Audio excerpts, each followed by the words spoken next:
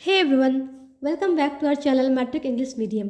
उम्मीद है आप सभी बहुत अच्छे होंगे एंड अपना पूरा फोकस स्टडीज़ पर कर रहे होंगे। My name is Tahseena Diwan and आज हम लोग करेंगे दरक्षा बुक का चैप्टर 11 एंड 11 to 15। चलिए, नोट्स माइंड मैप सब कहाँ मिलेगा? पॉकेट बैच में। आप सेपरेटली भी माइंड मैप्स परचेज कर सकते हैं। इसके लिए आप क्या करें, सजन सर से कॉन्टैक्ट करें। Must share with your friends, अपने दोस्तों के साथ शेयर करना ना भूलें, ठीक है। चलिए, वक्त को ज़ाया किए बिना हम स्टार्ट करते हैं आज का क्लास, ठीक है। चलिए, ये सब तो हो चुका है ना, ऑलरेडी हो चुका है। नेक्स्ट चैप्टर आर्यभट्ट एंड त्रिगना, है ना। आज क्या होगा? आर्यभट्ट एंड त्रिगना। चलिए, आर्यभट्ट का आप लोग जानते ही होंगे, जिन्होंने जीरो का आविष्कार किया। चलिए, आर्यभट्ट की पैदाइश कब और कहाँ हुई? तो कब तो दिया नहीं है इनका। आर्यभट्ट की पैदाइश कहाँ हुई? तो बिहार में हुई, बिहार में इनकी पैदाइश हुई। इनका तजुर्बागाह यानी कि लेबोरेटरी, लैब जो होता है ना, इनका लेबोरेटरी कहाँ था? त्रिगना में था। ताल्लुक किस अहद से था? आर्यभट्ट का ताल्लुक किस अहद से था? तो गुप्त अहद यानी कि गुप्त दौर, गुप्त इरा, है ना। गुप्ता पीरियड जो पढ़ते हैं हम लोग हिस्ट्री में, वही है। तो आर्यभट्ट का ताल्लुक गुप्ता पीरियड से था, गुप्त अहद बोलते हैं उर्दू में। पाइथागोरस की रहनुमाई किसने की? तो पाइथागोरस की रहनुमाई आर्यभट्ट ने की। रहनुमाई मीन्स गाइड, गाइड करना, है ना। जो गाइडेंस है वो कौन थे? आर्यभट्ट के द्वारा पाइथागोरस को गाइडेंस मिला। टीला, जो आर्यभट्ट का टीला था वो कितना फीट का था? 60 फीट का था। आगे बढ़ते हैं। ग्रहण मतलब छुपना। ग्रहण का मीन्स क्या होता है? ग्रहण मीन्स छुपना, इक्लिप्स, है ना। जो ग्रहण लगता है ना, सूरज ग्रहण और चंद्र ग्रहण, जिसे हम क्या बोलते हैं? Solar Eclipse and lunar Eclipse. आप लोग देखे ही होंगे। तो ये दोनों क्या है? सूरज ग्रहण और चंद्र ग्रहण कौन सा फिनोमेना है? तो सूरज ग्रहण और चंद्र ग्रहण ज्योग्राफियाती फिनोमेना, ज्योग्राफियाती वाक़या है, जिसे हम बोलते हैं इंग्लिश में ज्योग्राफिकल फिनोमेना। मुकम्मल सूरज ग्रहण कितने साल में होता है? मुकम्मल सूरज ग्रहण 100 साल में होता है। ज़मीन सैयारा है, वो सैयारा सॉन्ग वाला नहीं। ये सैयारा मतलब होता है प्लैनेट, ग्रह जिसे बोलते हैं हम। तो सैयारा मीन्स ग्रह, प्लैनेट। ज़मीन क्या है? हमारा जो अर्थ है वो एक सैयारा या फिर प्लैनेट है। चलिए, तो इनका जो साइंसी इमारत था, साइंसदानों के लिए जो इमारत बनाया गया, यानी सॉरी, जो साइंसदानों के लिए लैबोरेटरी बनाया गया, उसके लिए कौन सा इमारत चुना गया था? तो अस्पताल की नई इमारत को साइंसदानों के लिए चुना गया था। त्रिगना में धूप की गर्मी कितने % ज़्यादा होती है? तो और जगह के मुकाबले त्रिगना में धूप की गर्मी 43% ज़्यादा होती है। त्रिगना किस ज़ुबान का लफ्ज़ है और इसके माने क्या होता है? त्रिगना हिंदी ज़ुबान का लफ्ज़ है जिसके माने तारे गिनना होता है। त्रिगना मतलब तारे गिनना, ठीक है। यह हिंदी ज़ुबान का एक लफ्ज़ है, इसका मतलब होता है तारे गिनना। देखिए यहाँ पे, सिफ्र यानी ज़ीरो का तासुर किसने किया? सिफ्र में ज़ीरो का तासुर यानी खोज किसने किया? आर्यभट्ट ने किया। आर्यभट्ट की किताब का नाम क्या है? आर्य सिद्धांत और तंत्र। क्या नाम है आर्यभट्ट की किताब का? आर्य सिद्धांत और तंत्र। कुछ चीज़ें मैंने हिंदी में मेंशन किया है क्योंकि हिंदी जगह कम ले रही थी इसमें, ठीक है। चलिए, किताब का नाम याद रखिएगा, आर्य सिद्धांत और तंत्र। गुप्त अहद को कौन सा दौर कहा जाता है? तो गुप्त अहद को सुनहरा दौर, golden age of Indian era, sorry golden age of India किसे कहते हैं? गुप्त अहद को गोल्डन एज। इंतकाल कब हुआ आर्यभट्ट का? इंतकाल 564 ईस्वी। चलिए आगे बढ़ते हैं। एक मिनट, इसको शॉर्ट में एक बार रिकैप कर ले। चलिए, पैदाइश बिहार में, तजुर्बागाह यानी लेबोरेटरी त्रिगना में, ताल्लुक गुप्त अहद से, पाइथागोरस की रहनुमाई यानी पाइथागोरस को गाइड किया, टीला का ऊंचाई 60 फीट, ग्रहण यानी इक्लिप्स मीन्स छुपना, सूरज ग्रहण होता है, चंद्र ग्रहण होता है। यह कौन सा फिनोमेना है? ज्योग्राफिकल फिनोमेना या ज्योग्राफियाती वाक़या। मुकम्मल सूरज ग्रहण यानी कि कंप्लीट सोलर इक्लिप्स कब होता है? 100 ईयर्स में। चलिए आगे बढ़ते हैं। इंतकाल 564 ईस्वी। गुप्त अहद को सुनहरा दौर कहते हैं। किताब आर्य सिद्धांत और तंत्र। सिफ्र जीरो का तासुर यानी जीरो का आविष्कार किसने किया? आर्यभट्ट ने किया। तिरगना हिंदी ज़ुबान का लफ्ज़ है, माना तारे गिनना। तिरगना में धूप की गर्मी और जगह के मुकाबले 43% ज़्यादा होती है। अस्पताल की नई इमारत साइंसदानों के लिए चुना गया। ज़मीन सैयारा है। ज़मीन क्या है? सैयारा यानी प्लैनेट है, सैयारा सॉन्ग नहीं। चलिए आगे बढ़ते हैं आगे। ठीक है, अच्छा ये ख़त्म चैप्टर। चलिए, डिप्टी नज़ीर अहमद फ़हमीदा और मझली बेटी हमीदा की गुफ्तगू। तो ये एक नावल है जिसके मुसन्निफ़ डिप्टी नज़ीर अहमद है। फ़हमीदा और मझली बेटी हमीदा की गुफ्तगू। तो पहले हम पढ़ते हैं डिप्टी नज़ीर अहमद की बायोग्राफ़ी को। ये कब पैदा हुए? डिप्टी नज़ीर अहमद कब और कहाँ पैदा हुए? डिप्टी नज़ीर अहमद 6 दिसंबर 1836 को बिजनौर के यूपी के बिजनौर में पैदा हुए। डिप्टी नज़ीर अहमद के वालिद और वालिदा का नाम क्या था? डिप्टी नज़ीर अहमद के वालिद का नाम सादत अली था। इनका वालिदा का नाम नहीं है इसमें, शायद नहीं हो। चलिए, तो डिप्टी नज़ीर अहमद के वालिद का नाम सादत अली था। 13 साल की उम्र में इनके वालिद का इंतकाल हो गया। क्वेश्चन पूछा जाता है कि कितने साल की उम्र में डिप्टी नज़ीर अहमद के वालिद का इंतकाल हो गया? तो 13 साल की उम्र में डिप्टी नज़ीर अहमद के वालिद का इंतकाल हो गया। आला तालीम के लिए कहाँ गए? तो आला तालीम के लिए दिल्ली गए। ये किस मदारिस के डिप्टी इंस्पेक्टर थे?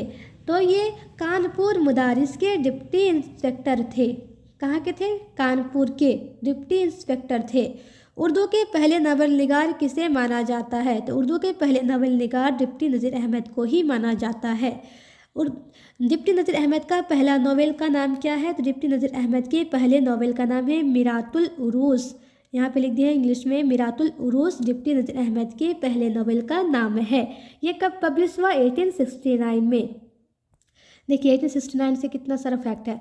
गालिब का इंतकाल 1869 में हुआ। ठीक है, फिर सर सैयद इंग्लिस्तान भी गए 1869 को।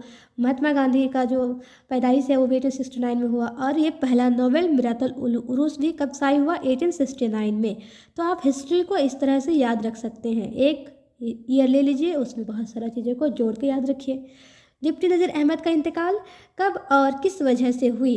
तो डिप्टी नज़ीर अहमद का इंतकाल 28 दिसंबर 1910 को फालिज की वजह से हुई। किसकी वजह से? फालिज। तलाशे मौस के लिए कहाँ गए? तो तलाशे मौस के लिए पंजाब गए। डिप्टी नज़ीर अहमद तलाशे मौस के लिए कहाँ गए? पंजाब गए। याद रखिएगा। चलिए एक बार देख लेते हैं फ़हमीदा और हमीदा की गुफ्तगू। जो नावल है ना, जो चैप्टर है, उससे क्वेश्चन। फ़हमीदा नुसू की बीवी थी, वाइफ ऑफ नुसू। फ़हमीदा, ठीक है, फ़हमीदा कौन थी? नुसू की वाइफ थी। हमीदा नुसू की बेटी थी। तो हमीदा क्या थी? नुसू की बेटी, यानी कि फ़हमीदा और नुसू की बेटी कौन थी? हमीदा। चलिए याद रखिएगा। तबतुन नुसू के नावल का हिस्सा है। फ़हमीदा और हमीदा की गुफ्तगू किस नावल का हिस्सा है? तो ये तबतुन नुसू नावल का हिस्सा है। नज़ीर अहमद टेम्पल में कितने रुपए में पढ़ाते थे? नज़ीर अहमद टेम्पल में 40 रुपीज़ में पढ़ाते थे। चलिए आगे बढ़ते हैं। नज़ीर अहमद किसकी तालीम व तरबियत के लिए नावल लिखे? तो नज़ीर अहमद अपने बच्चों की तालीम व तरबियत के लिए नावल लिखे। नज़ीर अहमद के नावल के नाम देखिए, यहाँ पे याद रखिएगा। तबतुन नुसू, मिरातुल उरूस, इब्नुल वक्त, है ना। तो इनके जो नावल का नाम है तबतुन नुसू, मिरातुल उरूस, इब्नुल वक्त। ये 3 नावल बहुत फेमस है और एग्जाम में मोस्टली आते हैं। चलिए आगे बढ़ते हैं। उर्दू के 5 नावल निगार के नाम। ये आपका लॉन्ग क्वेश्चन में भी आ सकता है, मे बी, या फिर ऑप्शन दे देगा कि इनमें से कौन कौन नावल निगार है। अगर जो नहीं है उनको टिक नहीं करना है, जो है उनको टिक करना है। उर्दू के 5 नावल निगार। नज़ीर अहमद फर्स्ट। उर्दू के 5 नावल का नाम पूछा है ना। तो इब्नुल वक्त किसने लिखा है? नज़ीर अहमद ने। मिरातुल उरूस नज़ीर अहमद ने ही लिखा है। लंदन की एक रात, सज्जाद जाहिर, किसने लिखा है? सज्जाद जाहिर। अमराव जान, मिर्ज़ा हादी रुस्वा। अमराव जान किसने लिखा है? मिर्ज़ा हादी रुस्वा। गोदान, प्रेमचंद। इनका भी आपका जो ये ईदगाह है ना आपके क्लास 10th का हिंदी नॉन हिंदी वालों के लिए, तो उसमें प्रेमचंद का एक ईदगाह कहानी है, ये भी उनका ही है। गोदान क्या है? नॉवेल है। देखिए यहाँ पे आपका 5 नावल का नाम भी याद हो गया और 5 नावल निगार का नाम भी याद हो गया, है ना। इब्नुल वक्त नज़ीर अहमद, मिरातुल उरूस नज़ीर अहमद, लंदन की एक रात सज्जाद जाहिर, अमराव जान मिर्ज़ा हादी रुस्वा, गोदान प्रेमचंद। चलिए एक बार शॉर्ट रिकैप देख लेते हैं। डिप्टी नज़ीर अहमद और मजली बेटी हमीदा की गुफ्तगू। डिप्टी नज़ीर अहमद इसके मुसन्निफ है। डिप्टी नज़ीर अहमद की पैदाइश 6 दिसंबर 1836 बिजनौर यूपी। वालिद का नाम सादत अली। इनके वालिद का इंतकाल 13 साल की उम्र में हो गया था। आला तालीम के लिए दिल्ली गए। कानपुर मदारिस के डिप्टी इंस्पेक्टर थे। उर्दू के पहले नवल निगार डिप्टी नज़ीर अहमद को माना जाता है। पहला नवल मिरातुल उरूस 1869 में पब्लिश हुआ। इंतकाल 28 दिसंबर 1910 फालिज की वजह से हुआ। तलाश मौस यानी रोजगार की तलाश में पंजाब गए। चलिए आगे बढ़ते हैं। नज़ीर अहमद के नवल का नाम तबतुन नुसूम, मिरातुल उरूस, इब्नुल वक्त। फहमीदा और हमीदा की गुफ्तगू। चैप्टर से रिलेटेड क्वेश्चन। फहमीदा नुसू की बीबी थी। हमीदा नुसू की बेटी थी। तबतुन नुसू नवल का हिस्सा है। ये किसका हिस्सा है? तबतुन नुसू नवल का हिस्सा है। नज़ीर अहमद टेम्पल में 40 रुपीज़ में पढ़ाते थे। नज़ीर अहमद अपने बच्चों की तालीम और तरबियत के लिए नावल लिखे। उर्दू के 5 नावल है ना। इब्नुल वक्त नज़ीर अहमद, मिरातुल उरूस नज़ीर अहमद, लंदन की एक रात सज्जाद ज़ाहिर, अमराव जान मिर्ज़ा हादी रुश्वा, गोदान प्रेमचंद। चलिए आगे बढ़ते हैं। नेक्स्ट चैप्टर है असदुल्ला खां गालिब। गालिब से सब वाकिफ़ होंगे। गालिब को लगभग बच्चे क्या बड़े बुजुर्ग सब जानते हैं, है ना। गालिब का शेर भी आज भी फेमस है। चलिए तो ये कहाँ पैदा हुए? आगरा में। कब पैदा हुए? 27 दिसंबर 1797 ईस्वी में। तो गालिब कब और कहाँ पैदा हुए? 27 दिसंबर 1797 आगरा में। गालिब के वालिद का नाम क्या था? मिर्ज़ा अब्दुल्ला बेग।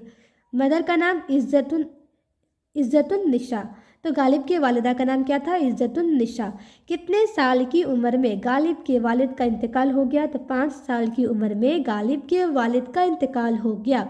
इनकी परवरिश किसने की? परवरिश चचा नसीरुल्लाह बेग ने की। गालिब ने किसके नाम पर खत लिखा? तो गालिब ने सैयद शाह करामत हमदानी के नाम पर खत लिखा। अबा वजदाद कहाँ के रहने वाले थे? तो अबा वजदाद ईरान के रहने वाले थे। इसका मतलब होता है एंसेस्टर। अबा वजदाद को हम क्या बोलते हैं इंग्लिश में? एंसेस्टर, यानी कि इनके वंशज, एंसेस्टर्स, है ना। कहाँ के रहने वाले थे? ईरान के। चलिए आगे बढ़ते हैं। मकतूब खत को कहते हैं। जो मकतूब होता है ना, मकतूब मतलब खत, खत की जमा मकतूब। खतूत के खत का जो होता है ना खतूत होता है, लेकिन मकतूब निगारी मतलब खत लिखना, उससे हम क्या बोलेंगे? मकतूब। खतूत के मजमुआ उर्दू मौला और हिंदी। क्या है इनके खतूत के मजमुआ? उर्दू मौला और हिंदी। पूरा नाम असदुल्ला खां गालिब। असदुल्ला खां है। तखल्लुस क्या था? पहले असद था लेकिन बाद में क्या रख लिया? तखल्लुस गालिब रख लिया। पहले तखल्लुस असद था। पूरा नाम असदुल्ला खां। बाद में इसने टाइटल क्या यूज़ किया? गालिब। गालिब ने कितने खतूत लिखे? तो गालिब ने अप्रोक्स 900 खतूत लिखे। खतूत मीन्स खत। चलिए आगे बढ़ते हैं। हमदानी ने खत के लिए गालिब को कितने रुपये दिए थे? तो हमदानी ने खत के लिए गालिब को 100 रुपये दिए थे। गालिब का मज़ार कहाँ पे है? गालिब का मज़ार दिल्ली में है। इनका इंतकाल कब हुआ? 15 फरवरी 1869 में। देखिए अभी बताया था ना 1869 में गालिब का इंतकाल हुआ। चलिए इस तरह से याद रखेंगे तो हमेशा याद रहेगा, जैसे मुझे अभी भी याद है। चलिए आगे बढ़ते हैं। एक बार शॉर्ट रिकैप कर ले। चलिए असदुल्ला खां गालिब, बोर्न 27 दिसंबर 1797 आगरा। फादर का नाम मिर्ज़ा अब्दुल्ला बेग, मदर इज़्ज़तुन निशा। 5 साल की उम्र में वालिद का इंतकाल। परवरिश चचा नसीरुल्लाह बेग ने की। गालिब ने सैयद शाह करामत हमदानी के नाम खत लिखा। आबा वजदाद यानी इंसेस्टर ईरान में रहते थे। कहाँ पे? ईरान में। पहले असद तखल्लुस करते थे लेकिन बाद में क्या करने लगे? गालिब। पूरा नाम असदुल्ला खां। गालिब ने 900 खतूत लिखे। खतूत के मजमुआ उर्दू मुअल्ला और हिंदी। मकतूब खत को कहते हैं। हमदानी ने ख़त के लिए गालिब को 100 रुपये दिए थे। मज़ार कहाँ पे है? दिल्ली में है। इंतकाल 15 फरवरी 1869 में। चलिए नेक्स्ट बढ़ते हैं आगे। समझ में आए ना? कोई प्रॉब्लम यहाँ तक? अगर हो तो आप कमेंट में बता दीजिएगा, ठीक है। चलिए आगे बढ़ते हैं। नेक्स्ट चैप्टर है अब्दुल गफूर शहबाज अपनी बेटी सगरा के नाम। क्या है? सुगरा या फिर सगीरा? सुगरा ही पढ़ता है अक्सर लोग, है ना। अपनी बेटी सगरा के नाम चलिए पहले हम पढ़ते हैं अब्दुल गफूर शहबाज के बारे में। ये कब और कहाँ पैदा हुए? तो ये 1859 में बाढ़, बिहार में पैदा हुए। बाढ़ कहाँ पे है? पटना में है। पटना के पास ही बाढ़ का जगह है जहाँ पे कौन पैदा हुए? अब्दुल गफूर शहबाज पैदा हुए। चलिए असल नाम क्या था? सैयद मोहम्मद अब्दुल गफूर। तो अब्दुल गफूर शहबाज का असल नाम क्या था? सैयद मोहम्मद अब्दुल गफूर। अब्दुल गफूर शहबाज का तखल्लुस क्या था?